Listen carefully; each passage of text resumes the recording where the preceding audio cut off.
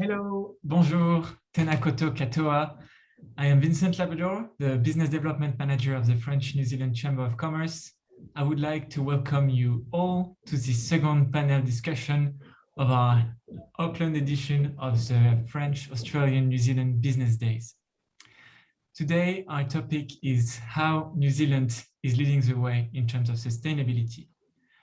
But before Chris Lijzenga, our moderator, do an introduction about the topic, let's hear a karakia from Berenize Peita.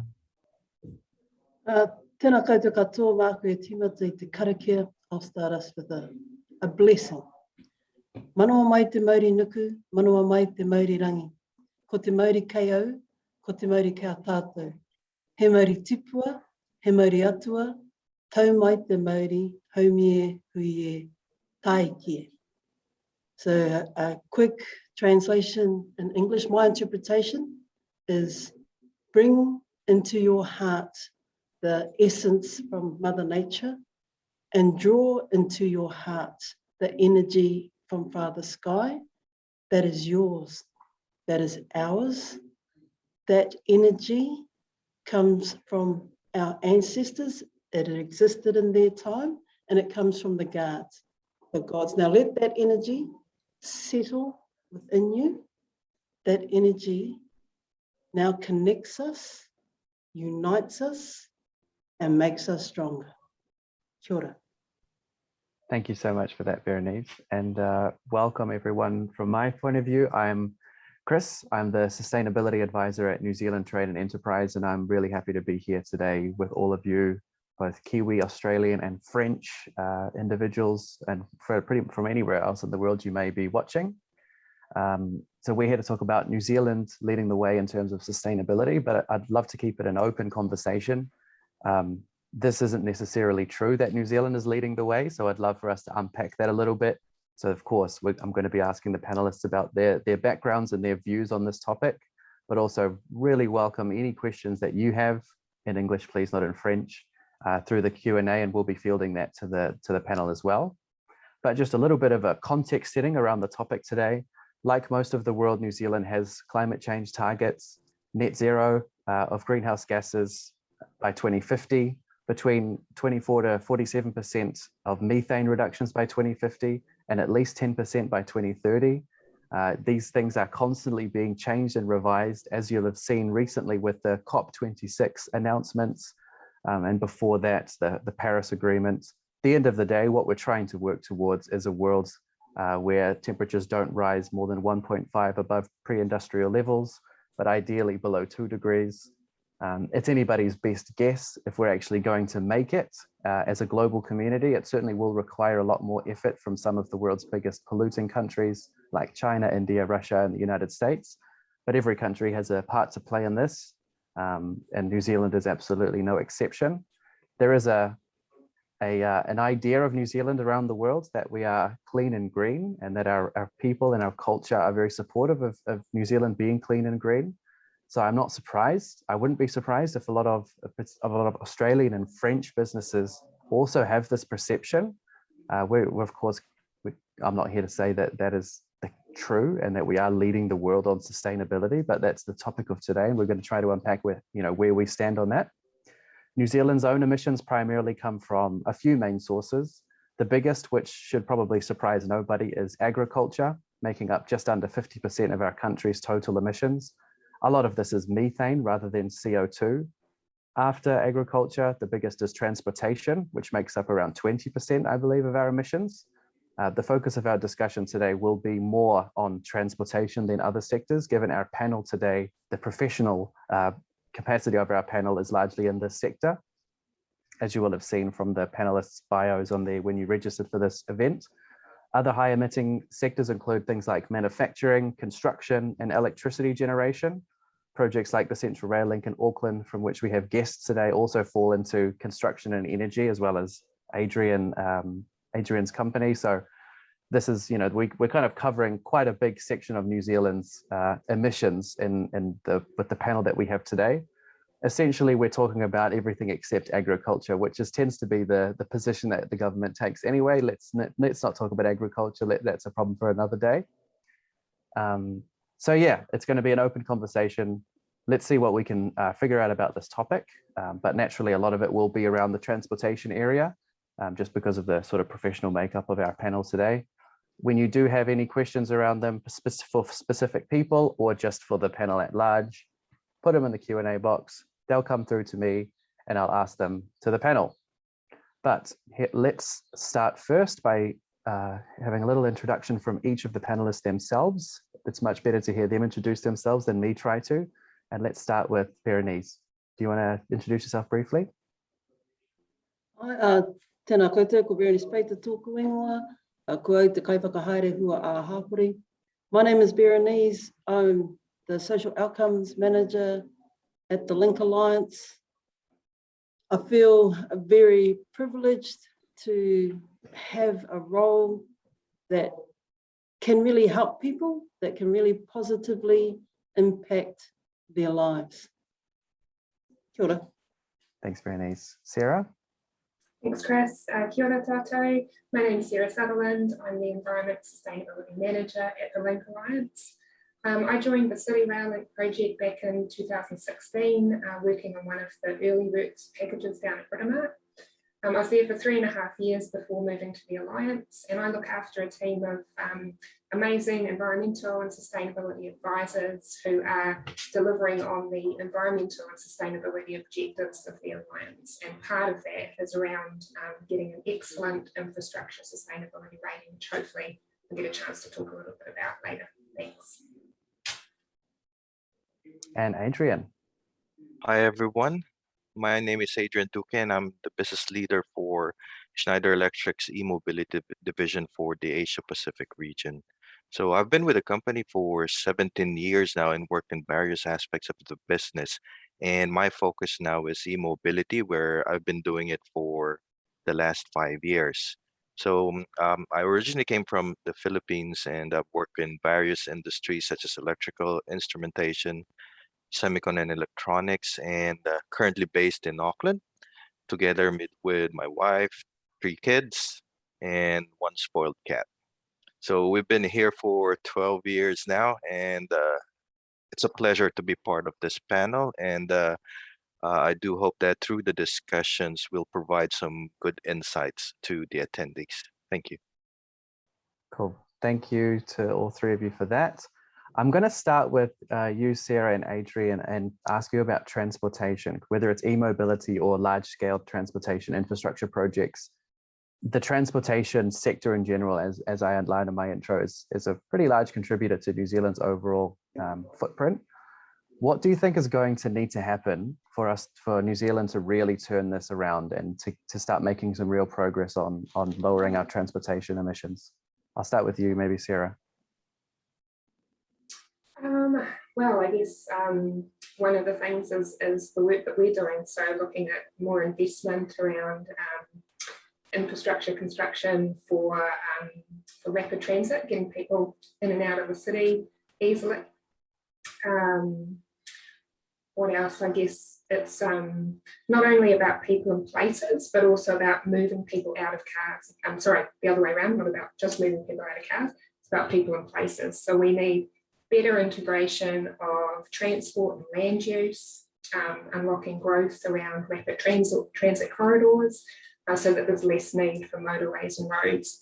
I personally really like the idea of the 10-minute or 20-minute neighbourhood, where people can get many of their daily needs within a short walk or cycle trip from home. But we've got to get the right kinds of infrastructure in the right place to make that happen. So yeah, I guess that's a little bit about what I think.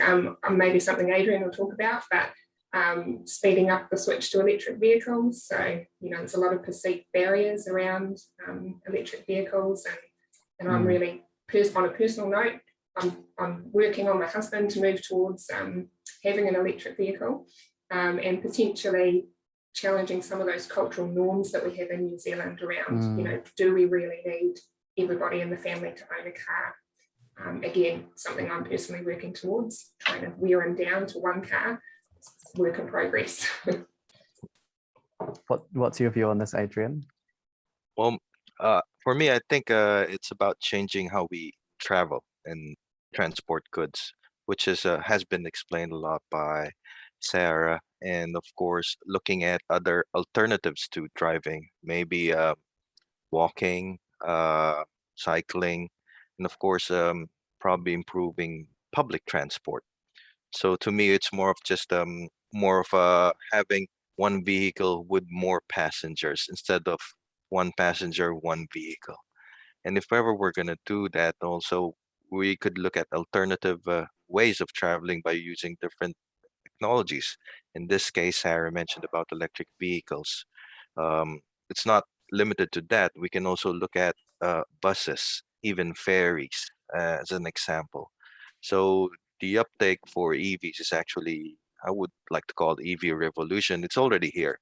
I mean, there are other factors that are preventing us from switching, but of course it's case to case depending on the person and also the situation depending on what you require, because a lot of EVs right now are more for the passenger vehicles. There are buses, not so much. There are trucks, they are there too, but we have the thing is we have to reach that the main blockade would be the price or the cost of owning one. So price parity, I think, would come around maybe 2-3 years from now. Hopefully by that time, we've got enough reason to switch to EVs. Do you predict that happening? People switching in 2 to 3 years' time, so that, I mean, electric vehicles right now are such a small proportion of new vehicles sold. Do you think in 3 years' time those numbers are really going to shoot up realistically? I think that would be the tipping point. I wouldn't say 100% it's going to be EVs. It's not going to happen in that time period. But it would be a tipping point to increase or exponentially grow the adoption of EVs. That's in my view. Because the prices would the price of an EV would be the main driver there, and charging infrastructure we've already got a lot, and it's continuously increasing. And yeah, I think that's something to look forward to. Cool. I want to come back to you, Berenize, and you, when you introduce yourself, you mentioned your role in social outcomes. Now, a lot of the focus when we're talking about infrastructure or e-mobility is on the environmental impacts of the sectors or of people. But how important is it to also focus on the social side and the social outcomes of these sorts of projects? And could you explain a little bit more about what your role does in the space? Kia ora. Thanks for that opening. So, the Maori worldview, the environment is the people. So Mother Earth, like that karakia was saying, draw into your heart the essence from Mother Nature and Father Sky. So if you're looking at your environment as being people that you love, then you want to take care of it. So social outcomes is really more about dealing with the physical person and enhancing their lives. So at the Link Alliance, the core work here is about delivering this transport infrastructure project, to get these underground tunnels made. But why? They're getting made for people and they're getting made by people. So what can we do to enhance the lives of people while they're making this project? And there's lots of things. So in our social outcomes space, we sort of have 4 areas that we look to contribute, and that is employment, training, social procurement, and engaging our future workforce.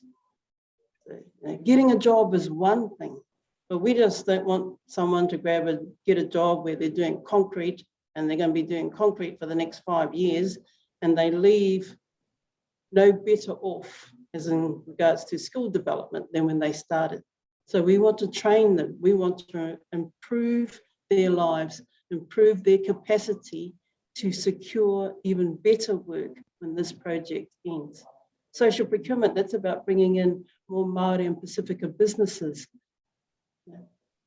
In construction, there's kind of habits, and those habits are, I've always worked with this company.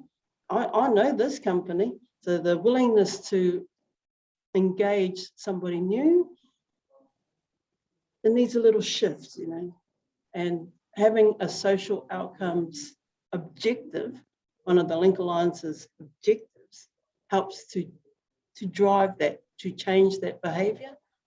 And it all comes back to the people. Hope that helps. Yeah. So on the bedrock of this philosophy, you started with the sort of the Maori culture and how the philosophy kind of influences the way that the Link Alliance, their approach to social outcomes. There's a focus on people. To bring it back to sort of sustainability, what do you think is the link between Te Ao Maori culture and sustainability in the way that we often refer to it? So the way I understand sustainability is it's kind of like a white model of Kaichakitanga, a Pākehā model of Kaichakitanga. And Kaichakitanga is that act of guardianship, of caring for your environment. And I think just yesterday, Kaichakitanga became a word that's in the Oxford Dictionary, recognised word. And so that's being actively protecting your environment. Tread lightly on the earth. Did that answer? Yeah. Thank you. I didn't know that was a word in the Oxford Dictionary. That's really, really nice. Cool. So to bring it back to, well, Sarah, actually, Berenize mentioned social procurement. Is this part of what your team covers as well? And could you speak also to what's involved with that? Absolutely. I mean, I guess it's an area that both Berenize and my team works in with a slightly different angle, but what we're trying to get at the end of the day is the same. Better outcomes around sustainability and better outcomes around engagement and procurement through Māori and Pacifica businesses. We, I guess, as part of that, we've developed we have a sustainable procurement policy, and we've got a whole lot of processes that back it up. So I guess when we put out a tender for a piece of work, we're signalling upfront that sustainability is important to us, and we're asking specific questions of our supply chain around what they can do to support our objectives around sustainability, and their answers feed in to inform the tender evaluation process and eventually who we award the contract to. So it might be questions like, can you provide sustainable construction materials? So materials with recycled content, fly ash in your concrete. Do you have methods to reduce waste, recycle water, or provide electric machinery or hybrid plants? So I guess that gives a little bit of context to what we're asking, and then we use that to inform our evaluation. And then when we get the preferred person on board, we are working with them to establish sustainability targets which get embedded in their contracts to drive that performance and have regular reviews with them.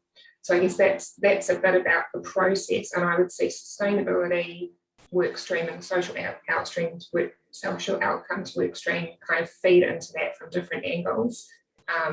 But Berenize, is there anything specific in relation to social outcomes procurement that you want to share around the work that your team does? We're just being very intentional about introducing Māori and Pacifica-owned businesses into the supply chain. It just changes their lives by getting an opportunity to work on New Zealand's largest infrastructure project, transport infrastructure project in New Zealand. It gives them exposure. It just allows them to become more involved in construction. So how heavily weighted is the social and environmental side when going out for procurement versus all the traditional sort of procurement criteria? Good question. I guess we have an imperative under the rating scheme that we are going forward with ISCA. There's a requirement for non-financial criteria to be rated as 20% or more of our evaluation. But we're a little bit more targeted than that, in that we step through upcoming procurements, so sit down with the commercial team and look what we need to procure over the next 12 months. And do a bit of a risk analysis in terms of where are our biggest opportunities, what are the most material procurements that we're going to be doing that might deliver sustainability outcomes.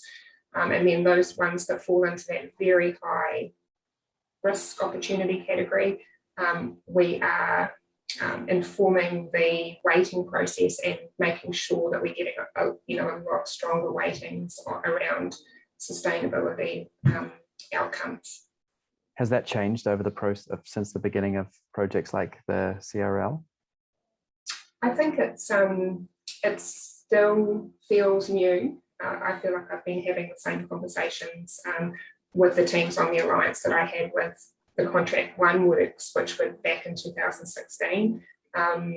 But it's evolving, and people are generally really keen to see sustainability and social outcomes being part of that process. And I think once you can see it generating change, it's very meaningful and tangible for people. And this is also going to be a question for you, Adrian, but just to go off that a little bit more, Sarah, is it sometimes a hard conversation to have when the cost of something that is more sustainable or socially impactful is higher than the traditional one, and you're approaching a team with, hey, I found the solution, it recycles this much water, or it's got this much recycled content, and then they say, well, it's twice as much, so no.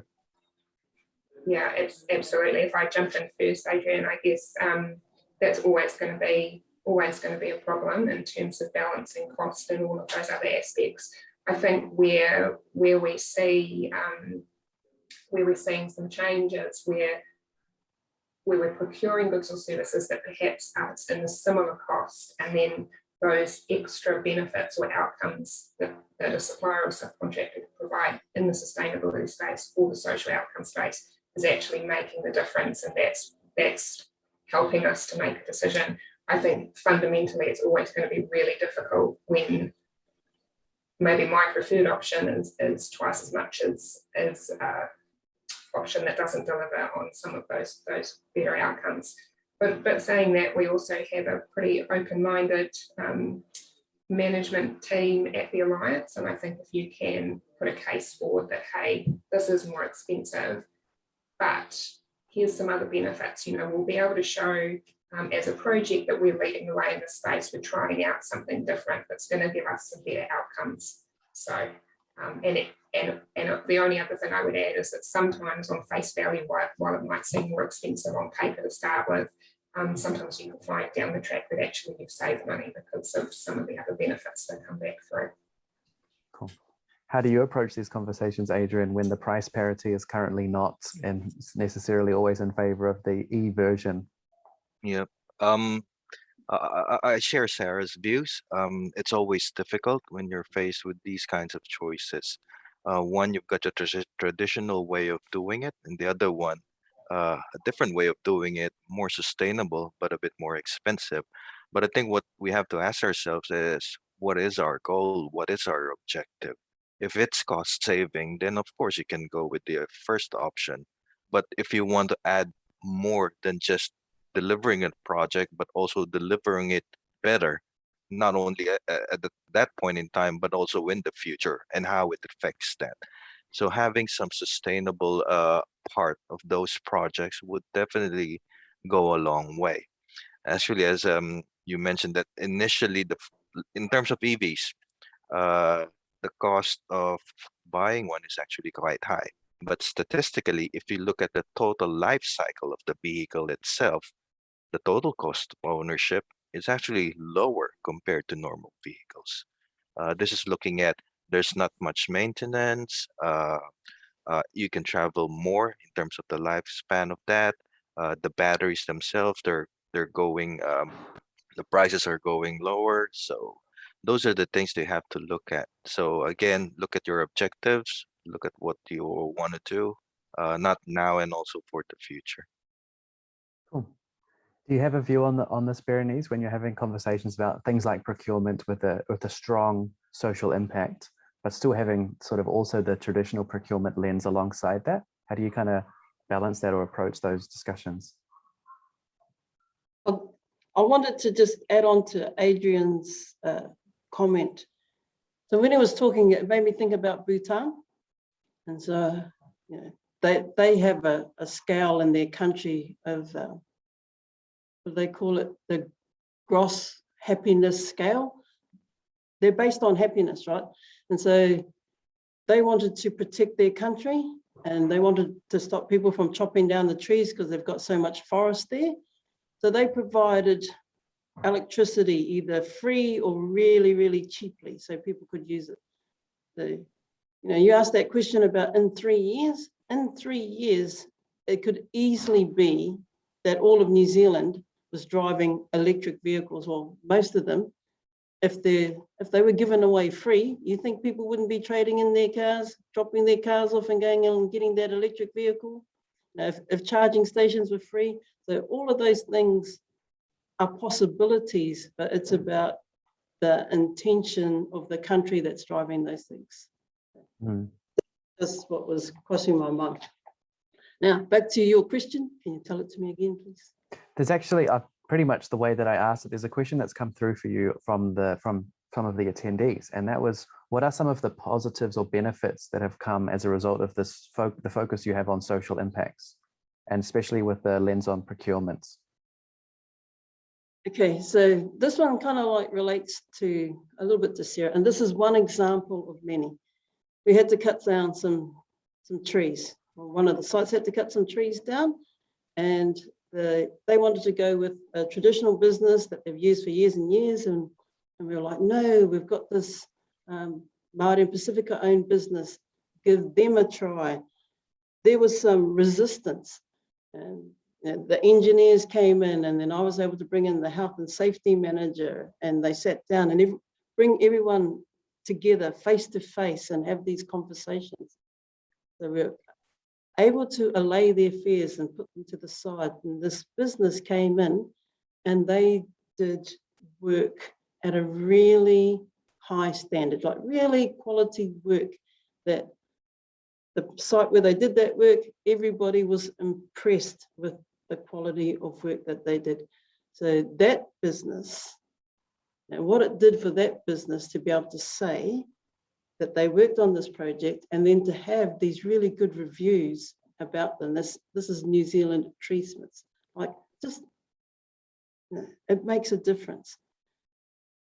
Kia ora. Sounds like you have a very rewarding job. I love my job, and I want to share something else, right? We've been running a progressive employment program where we get 6 young people and we put them through a 16-week training, and then the intention is that they'll be offered a full-time job. So we started this round, this is our 4th round. We started it in June. We went into lockdown in August. The training lead has been able to keep them engaged through the lockdown. They got back out on site 18th of August. One of those young people has already been offered a full-time job. The program doesn't finish until December, but she's already been offered a job. She's about 18, 19.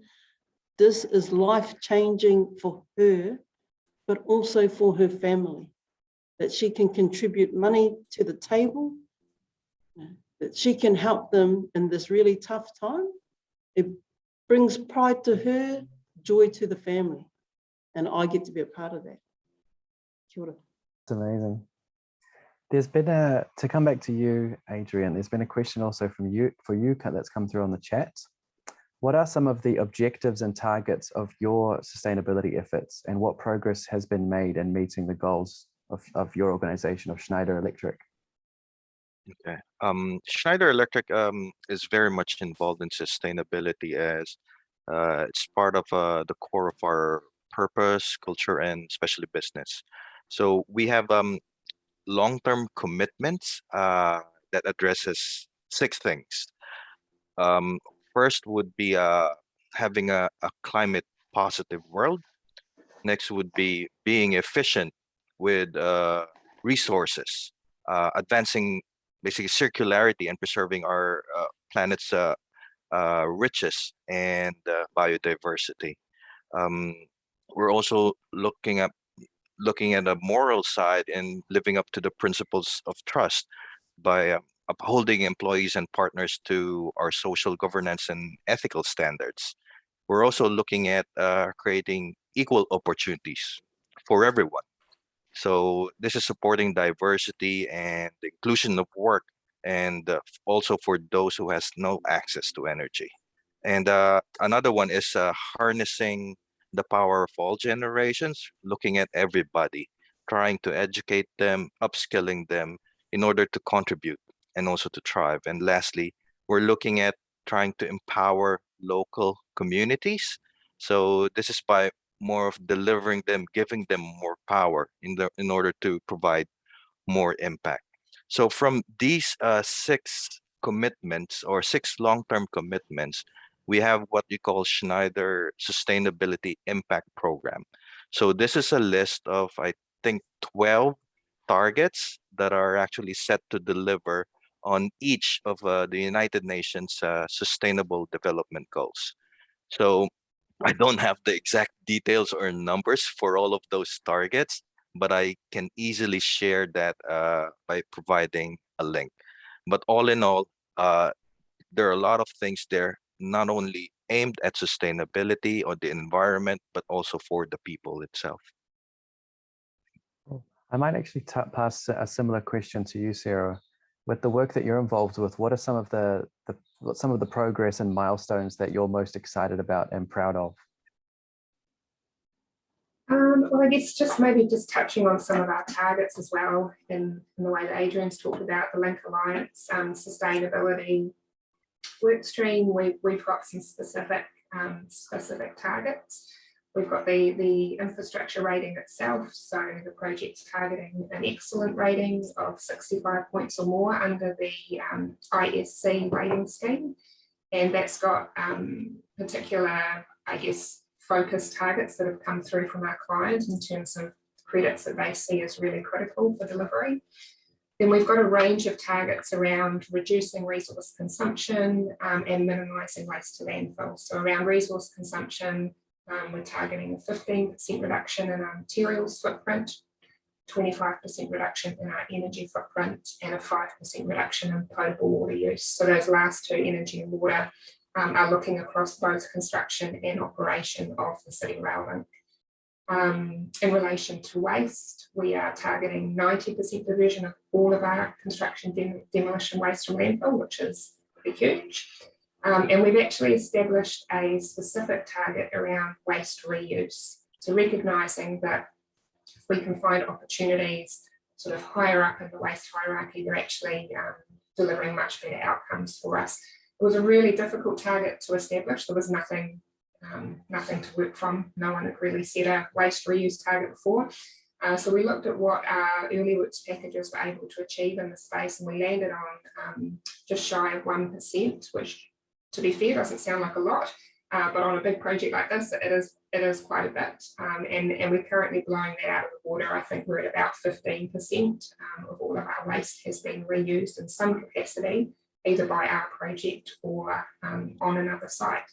So those are some of the targets. I think reflecting on some of the success that we've had, there's many things that I could talk about. I guess in the context here, maybe just a little story around waste. So I'm really excited by some of the really positive outcomes we've managed to achieve in this space.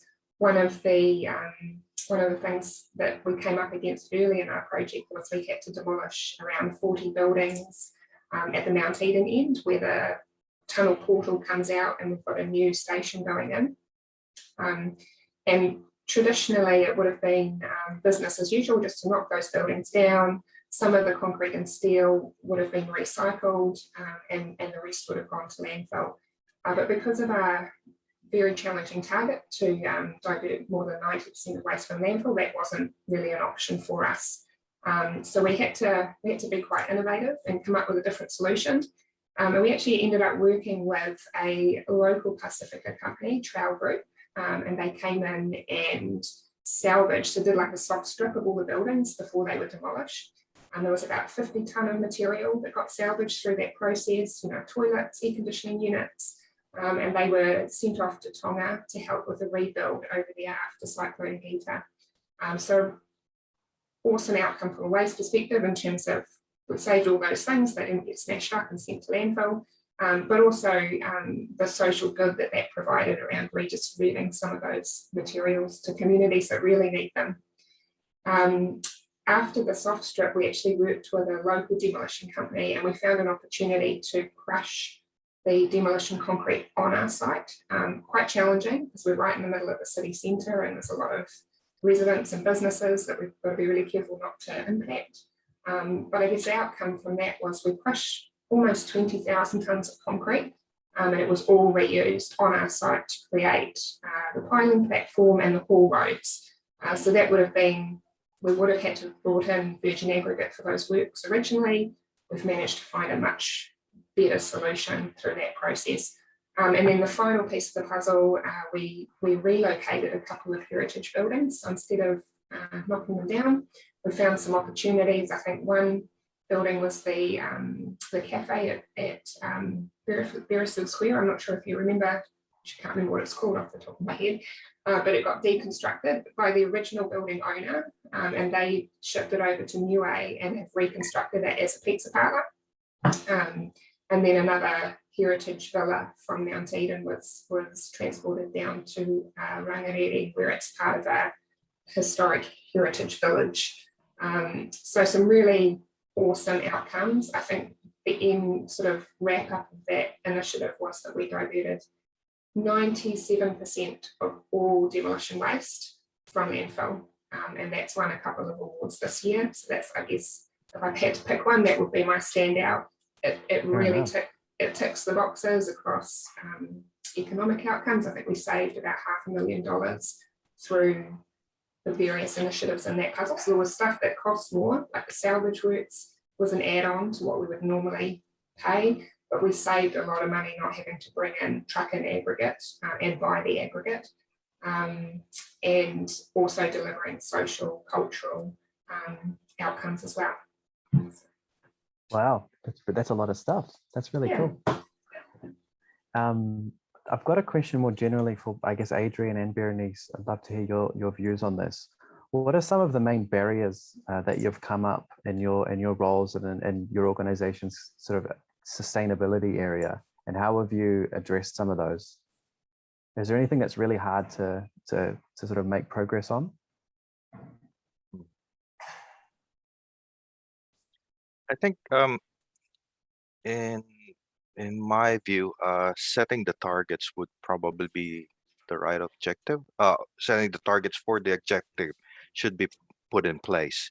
The challenge would be basically challenging ourselves in order to reach those targets. And those targets are actually based on certain studies on what is agreed on, especially similarly to what we had in the Paris Climate Agreement. We're basing everything there. So the challenging part is getting people on board, doing what they need to do, and basically empowering them and owning it, so that they do their own part for a bigger goal. So, and also, since we're doing business with other companies, it would be good to also be dealing with companies that have the same views as us, not just they're producing or delivering these such products or components at a cheaper price, better quality. We also have to look at how they're doing it. Are they doing it in a sustainable manner? So trying to involve not just us, not just what we're doing, but also the other parts of the business, your suppliers, your customers. Make sure you're on the same page. So that's basically the challenge on how to bring them all together. I'm not saying it is impossible. It's actually already happening, because as part of what we're doing is that making sure that all our partners, all our suppliers they're on par with some sort of sustainable level. All of them are. Yeah. No, But I couldn't say all, but we're heading towards that. have you come across a supplier or partner that's just really not willing to engage on sustainability? Not personally, because that's not part of what I'm doing. Probably in other parts of the business, from the procurement or purchasing side, they would definitely have come across things like that, but not personally. And sort of similarly, Berenize, what are some of the sort of challenges that you've had that you're addressing in the social impact space? It's getting people to understand the why. Why do we do this? And getting them to feel it. So when you've done something for so long and it's habitual, it's hard to see value in something that you don't know, and if you don't understand it. So it takes time to get people to recognize the value. And so that for me is the biggest challenge. Some people, they get it and they get it straight away.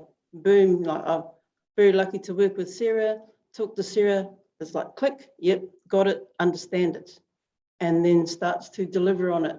And then someone else, they come back with questions, and then more questions, and then more questions, which takes more energy to try to educate. And because I work with a lot of people, your go-to is work with the willing, work with the easy, but sometimes the other people that take more time hold really influential positions. So it's about, it's putting in the time and having the time. Kia ora. So a lot of your role is sort of motivating and educating people to see the value in having social impact.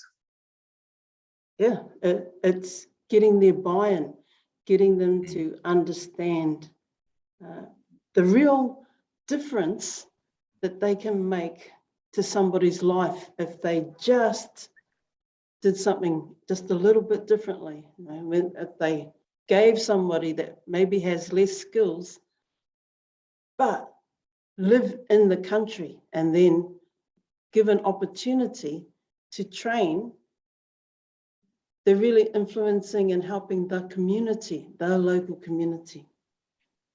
Cool, thanks for that.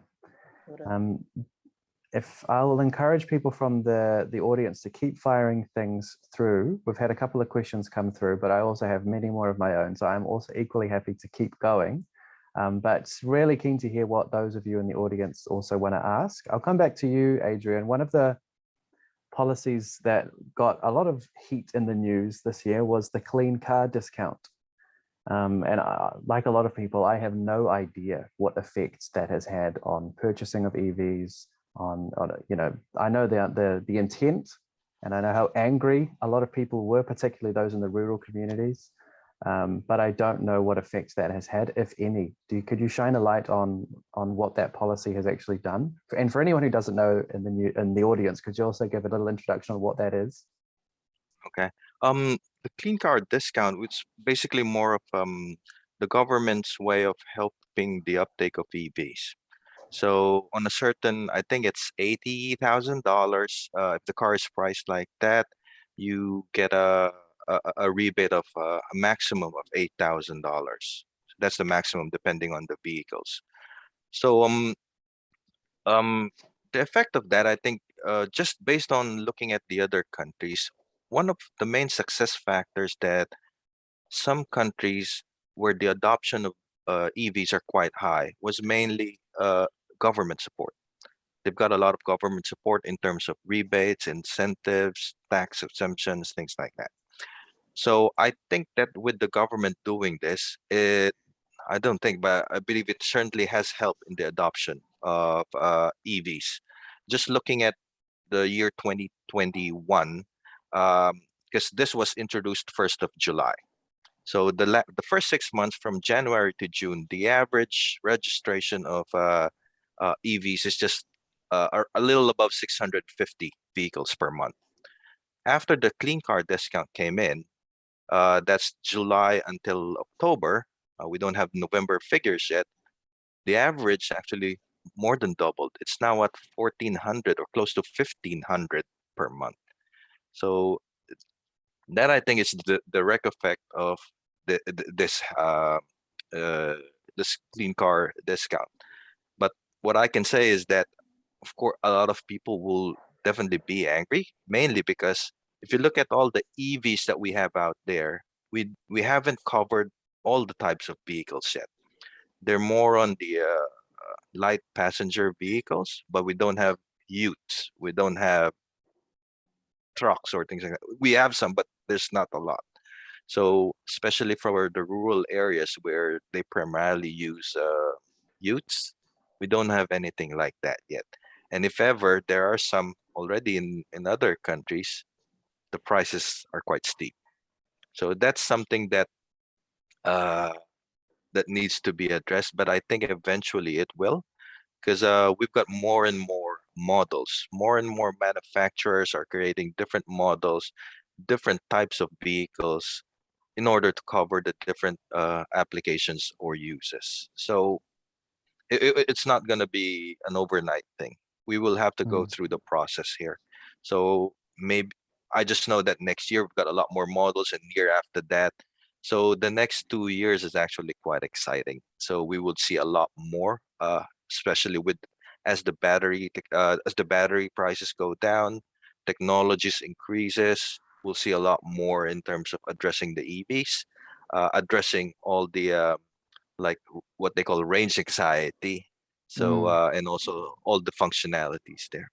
So yeah, it's going to be quite exciting in the next couple of years. Sarah, feel free to chime in on this as well. But just to follow up on that, Adrian, is it also an issue of nationwide lack of consistent infrastructure? You hear all the time, I hear every so often about, Auckland has plenty of charging stations, but if you want to go to the Bay of Plenty, you can hardly find any. You can really hardly find any. So does that make it, it's a pretty mammoth task, I guess, of making sure that anywhere you go in the country, you can charge it at a pretty convenient and affordable way. Do we have a long way to go before you can really have an EV outside of Auckland? Currently, there's already EV chargers outside Auckland.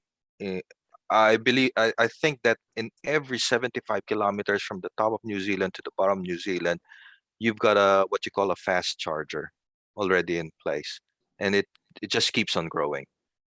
These are the public chargers, but of course you've also got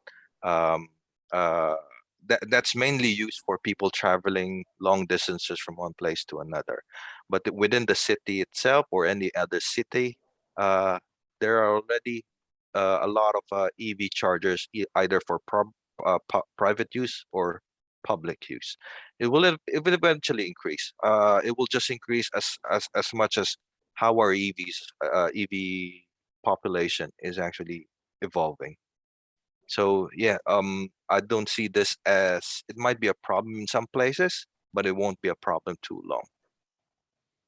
Do you have a view on this, Sarah, on the infrastructure needs around the country?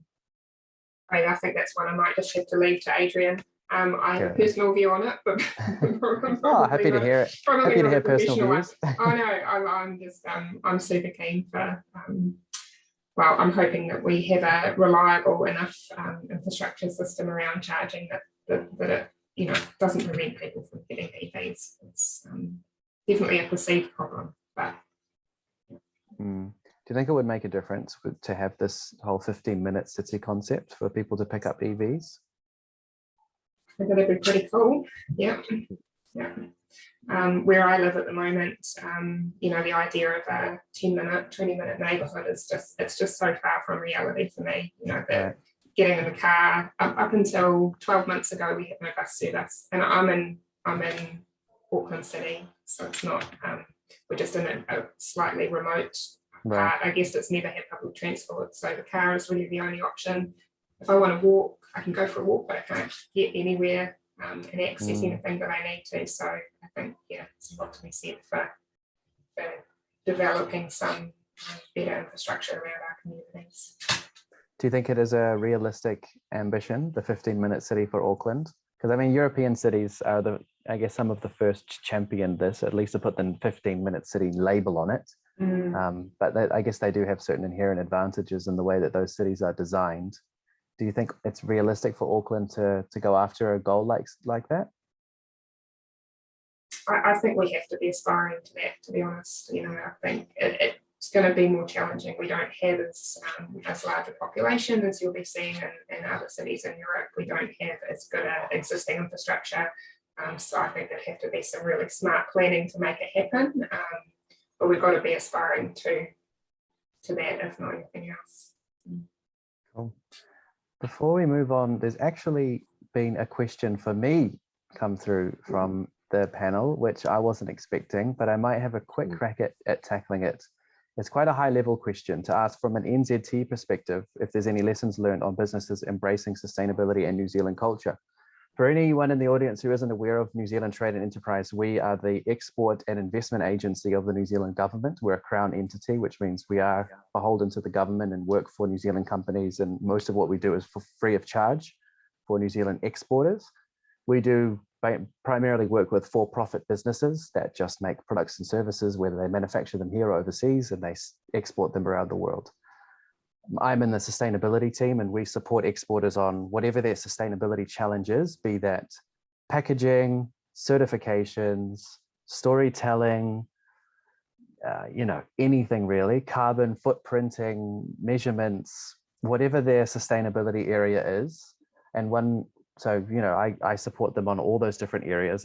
And in terms of New Zealand culture, one thing that we're very conscious of is trying to piece together what Te Ao Māori and a lot of our Māori customers, by customers I mean clients, have been doing in this space for a long time. And there are some really prominent New Zealand exporters that are Māori-owned businesses or Māori-operated, that have had the kind of philosophies that Berenize has been speaking to for a long time. It's almost a fundamental difference in the way that they view business. Business is a vehicle for improving people's lives. It's not just a vehicle for making as much money as possible to share to the shareholders and to pay out dividends, right? That's not the primary function of business. It's actually, from their point of view, to improve, as Berenize said, to tread lightly on the planet as much as possible, but primarily to have a good impact on the people around you, on your communities and on your family.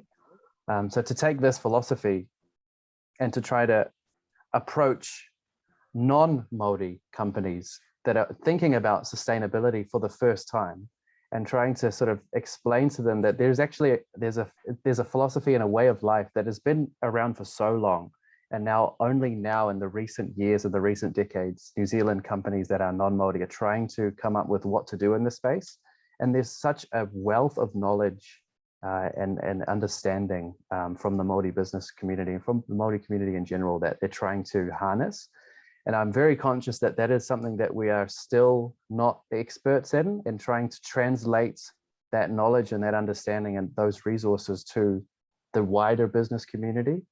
So more of what we do is help them with their technical needs. We want to do a carbon footprint. We want to improve our packaging so it's compostable, whatever it is. But very conscious that there's so much more work that needs to be done there. We do strongly support our Māori exporters, and from the expo that we ran recently in Dubai and all these other different places where we're trying our hardest to support, but there's always more work that needs to be done there, because sustainability, it may be a new concept for us in the non-Te Ao Māori world, but it's certainly not new for them, and there's a lot of knowledge that we can take from all their experience. But enough about me and enough about NZT. Let's get back to the panel. I'd like to go back kind of to the point of this discussion and the topic of this discussion, because we've talked a lot about your roles and your organizations and what you've done and the targets that you've had. But the topic of today is about how New Zealand is leading the way.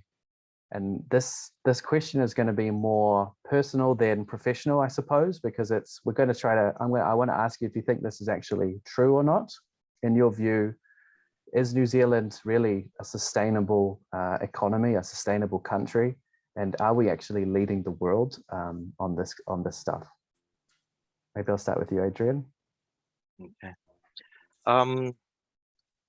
in my view, I wouldn't say we are leading. I would say we are one of the leaders. I've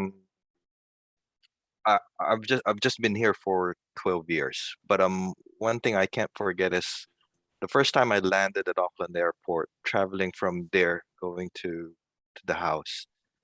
I was in awe. I was in shock, like coming from the Philippines, and it's so green, it's so clean. The air is different. That's how I felt. And I think one of the things there is that it is inherent to the people that the environment is quite important. So this is me talking on a personal view. With our energy sources at I think around 85% renewable, I think we should leverage off this. So whatever we do, if we can use energy coming from renewable sources, that would be ideal. One example would be using your renewable resources to charge your EVs. That's certainly an ideal situation. And also I think from us, the people who are living here, I think we somehow has some sort of a connection with what we do. Does it affect the environment is what we ask. Is it going to be good for the environment? So I think that's one good indication based on people that I've spoken with that we want to maintain this. We want to be green. I'm not saying we're 100% pure, 100% green, but we're close to that. Berenize, do you have a view on New Zealand being clean and green? If we're not leading, we should be. We should be leading. I think it's Maori people, so we're brought up to really honor the earth, honor Papa Tuanuku. And yet, I think like you shared, Chris, to get other people to understand those values, if they practiced what we try to do, if we had more New Zealanders that viewed the environment differently and took a little bit more care, then we would be leading. We would definitely be leading. So I come from, dare I say it, a long line of warriors or warrioresses. So my auntie, which people might not know, but her name is 𝗦𝘂𝘀𝘁𝗶हि, and she passed away, and she fought to keep the thing that we're not allowed to talk about, the agriculture, but she fought to keep the cow muck out of the Waikato River, fought to make that happen. And at that time, the people that were overseeing it were saying, oh, we can't possibly take into account intangible objects. So she was talking about the Maori of the river, like that the river actually has an energy. And trying to get non-Maori to understand that and to try to honor it and protect it was a battle that she endured. Luckily, the result of that was the Resource Management Act. So if we're not leading, we should be leading, we could be leading. I have great hope and faith. Kia ora. Cool, thanks. Do you have a view, Sarah, on this? Yeah, of course. I guess in terms of being clean and green, I think we're probably pretty spoiled in New Zealand. We've got relatively low population density and some stunning natural environments, which perhaps could be perceived as us being really clean and green. I think some of the effects that we're having at the moment are probably masked by the fact that because of those things. But we're obviously starting to see effects in our natural and physical environment, and it's losing capacity to absorb some of these impacts. So I would say probably on face value, I personally don't think we are clean and green. But saying that, I think there is still something in our culture which is different. And Adrian talked about talked about it in relation to people inherently valuing the environment. Berenize has talked about it from a cultural perspective and you know, taking care of the environment. So I think there are points of difference. And for me personally, I grew up with a really strong connection to the outdoors, and I think a lot of New Zealanders are like that. I do every sport under the sun. I got heaps of opportunities to go on, you know, outdoor pursuits camps as a child, sports camps. It's something I value really heavily, and I want my children to experience that and my children's children. And because of that, I feel a really strong moral obligation to do what I can do to protect the environment. And a large part of that I can fulfill in my role. But I also make lots of smaller contributions in my day-to-day life. And I think that's probably commonplace for a lot of New Zealanders, which is a point of difference. One other thing I would reflect on is that I think there's something in the New Zealand culture where we're not afraid to change or not too rigid in the ways we do things, and we're open to trying things differently. So I'd like to think of us, I guess, as early adopters. So that example that I shared around demolition works, you know, that's something that we've shared with our home organisations in France, and they see that as world leading. And I think that is a point of difference. So the more that we can, I guess, show the path for the rest of the world, the more that we'll be able to say that we are leading the way.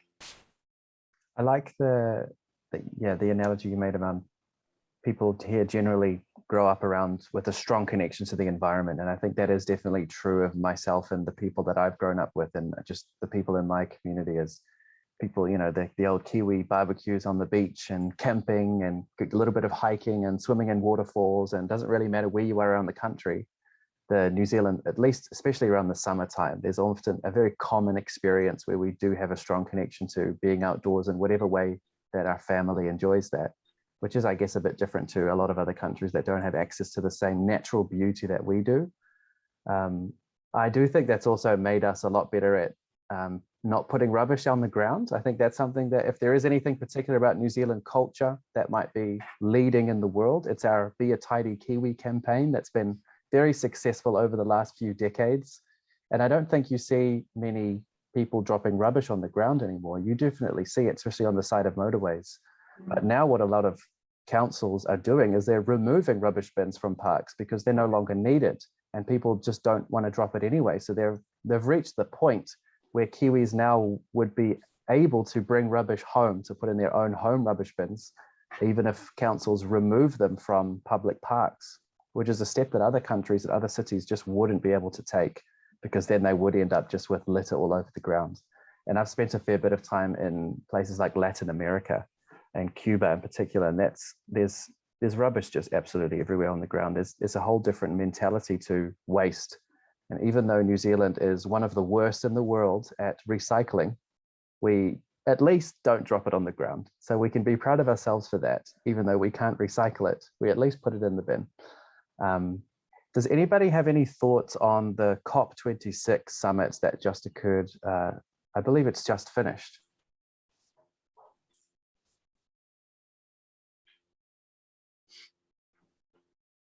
Nobody? Fair enough. I mean, I don't have strong views on it either. The sentiment seems to be relatively negative in that it's, you know, we are struggling to have a global consensus around climate, and, you know, we will struggle to get to limit our warming to 1.5, particularly with some of those largest emitters. But of course, a lot of reasons to be hopeful out of that conference as well. So yeah, I don't have a particularly strong view on if it's good or bad, but nothing ever is black or white. I think what I want to end on is asking you what you're all most grateful for. This is an idea that came out just before we kicked off the webinar, and Berenize suggested that we all suggest one thing that we're grateful for, particularly because the time that we're living in now is really, really weird, really, really difficult, and really, really disruptive for a lot of people. From wherever in the world you're coming from, most of us are in Auckland, and we've been in lockdown now for 90 or so days, varying levels of restrictions, and we're almost at the end of it now, but it's been a really weird time, as it has been all over the world and continues to be all over the world. We are at no difference to any other country, despite what we may have thought before Delta arrived. But I'd like to ask everybody, through all of this trials and tribulations of the days that we're in now, what's one thing that you are most grateful for? And I'll start with you, Berenize. Kia ora. So I'm just going to hone in on this opportunity. So I'm grateful to have listened to the other panelists and to absorb what they have to share. I'm hopeful that there's some people that have joined in and taken time out of their day to listen to what we were talking about. I'm hoping that I'm just not talking to my screen. I'm really grateful for technology, like incredibly grateful for technology. So during this lockdown, my son who lives in Brisbane got married, and I only have the one child. I would have dearly have loved to have been there in person, but I'm so grateful that we have this technology that I could actually see him on a screen, him and my new daughter, and watch them say their vows. I'm so very thankful. Kia ora. Thanks so much, Berenize. Sarah? Thanks, Chris. Kia ora, Berenize. Very grateful for you giving us this opportunity to think about what we're grateful for. I guess for me, I would always just reflect on my family. So lockdown's given me a chance to be at home with my boys and my husband 24/7. There are good parts to that and some not so fun parts, but you know, all in all, it's a chance that I don't think I'll ever have again, to spend a lot of time together. I've really enjoyed all of the home learning that we've got to do together, and just, you know, having them here to make life fun and happy. And I've been lucky enough to have my parents in my bubble too, so we've been you know, had a lot of quality family time. I'm also grateful for what lockdown has done in relation to some of the efforts around sustainability. You know, people realising that perhaps they don't need to be in the office every day of the week to fulfil their jobs. You know, so they can be connected at home, and it's one day that they don't drive their car to work. You know, lots of positive role on there. I mean, personally for me, I'm not intending to go back to the office 5 days a week. It's great. I don't have to sit in traffic. Fantastic. So I think there has been, while it's really easy maybe to focus on some of the negative parts of what's happened, there are a lot of positives to come out of it as well. Thanks. Cool. And Adrian? Yeah, I'm grateful mainly of the time, more time that I spent with my family, my wife, my kids, the cat. Actually being able to talk more, interact more, teach them more stuff that they need to know for life, even learn a few things from them. Also quite thankful about technology, that we are able to do things like this, online panel discussions, interacting with other people, other parts of the business. So with these kinds of technology, is keeping a lot of businesses alive. So yeah, that's me. I think that's probably what I'm thankful for at this point. Cool, thanks. Completely echo what you've all said, and I'm thankful for all of those things as well. One little extra thing that I'm particularly thankful for today is the sun and the weather that we're having. Unlike a lot of the world, the worst part of their lockdown was in winter, and they had actually nothing to do except watch Netflix and stay indoors. But thankfully, at least in this Delta lockdown, we've been blessed with some beautiful spring weather for a long period of it. And I know today I'm going straight to the beach after work because it's another absolutely stunning day here in Auckland. So I'm just thankful that we weren't doing this in rain and wind and cold and snow like so much of like our fellow Europe, like my European family, and I can't imagine how much harder that would have been actually locked up. So yeah, I'm going to hand back to Vincent from from the French Chamber to close us off. Thanks, Chris. And Berenize, Sarah, Chris, and Adrian, many thanks for this great discussion today. Much appreciated. This topic must have been foreign to our audience outside of New Zealand. But I hope you might now have a better sense of how New Zealand's culture can apply to business and sustainability as a whole. We've discussed and seen that New Zealand might not be leading the way in terms of sustainability, but there is a key takeaway I get from today, which is Kaichakitanga, this respect of guardianship of nature by people in New Zealand. And I'll take what Berenize said, but I think it was really meaningful. It's the intentions of the government, intention of companies, and intention of the communities, the people, that will help us be a leader and maybe not leading the way in terms of sustainability. So thanks again to all the panelists and our moderator today. This is actually the last discussion of our 7th edition of the French-Australian New Zealand Business Days. I would like to acknowledge all the work of the French-Australian Chamber of Commerce, 𝗔𝗰𝘁 and his team, and also be thankful for the sponsors, the major sponsors that accompanies us through years, being Schneider Electric, but the many other sponsors we have. I can't cite them all because we don't have the time, but what you have enabled is a free access for people to this series of 70 rendezvous conferences that has been happening since the 26th of October.